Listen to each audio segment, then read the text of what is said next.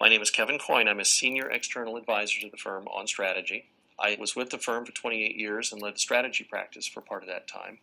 The 9-box framework was based on some work that McKinsey did for General Electric in the early 70s. General Electric, by that time, had somewhere in the neighborhood of 150 different business units.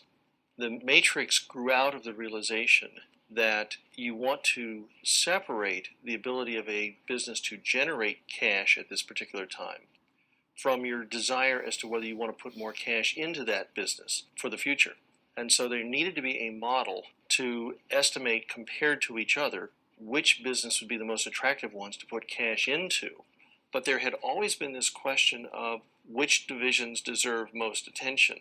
One way you could theoretically solve this, but it's very problematic, is frankly just rely on each business unit's own projections of its future. And that gets to be a bit of a game of liar's poker, because whoever has the most optimistic outlook produces the nicest set of rising profits in the future if only you'll invest now.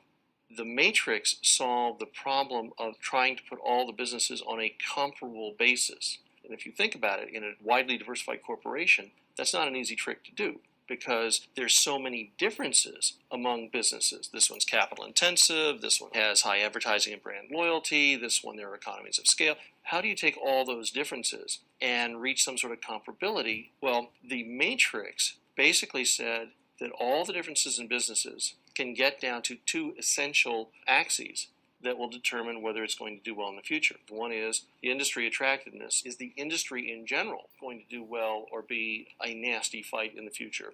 And the other is variously called the competitive advantage, the competitive position, the competitive strength of the business. Is this particular business likely to do better or worse than that industry as a whole? The basic two axes of the matrix of industry attractiveness and competitive position have stayed stable for a very long time, frankly in testament to the power that they have.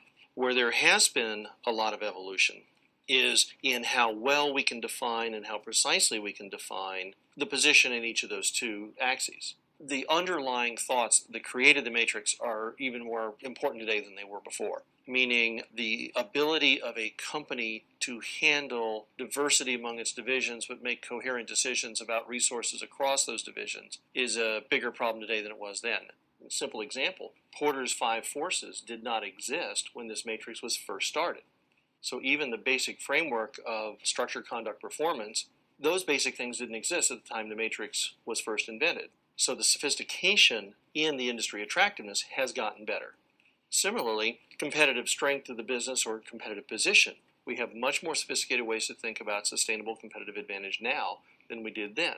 Even the first formal definitions of what constitutes a sustainable competitive advantage weren't really codified until the mid-'80s. To keep it simple, they tend to use only 3, the invest, grow, the selectivity earnings, or the harvest, divest. But they're not meant to be so completely deterministic that you stop thinking when you place the dot. Strategy is not about spotting the dot. The matrix sorted the priorities of where you put cash. It was not meant to be the final answer. It was the first answer. This is something I want to invest in. This is something I want to harvest out of. This is something I will give money to if I've got money available. You then still have the problem of, well, what's the best use of that money? Almost every business uses some form of derivative of this concept. And the corporate strategy matrix that you have seen in more recent years, whether it was MAX, whether it's the portfolio of initiatives, this concept was the antecedent of those. It's actually still used today in various forms, and it has also served as the intellectual forerunner of a number of the more modern portfolio models.